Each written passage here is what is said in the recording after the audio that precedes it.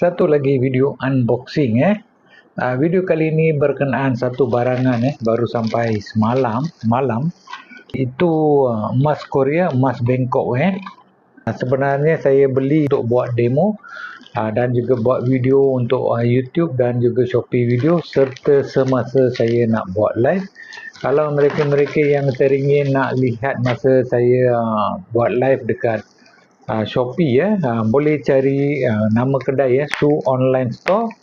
Setiap hari sebelah petang lah, lepas pukul 5 pasti akan live sehingga pukul 7.30 ni Ni barang yang sampai semalam. Okey, pasti nak tunjukkan kenapa ramai yang beli sekarang emas Korea. Kenapa? Sebab harganya lebih murah dan juga emas sadonya tahan lebih lama.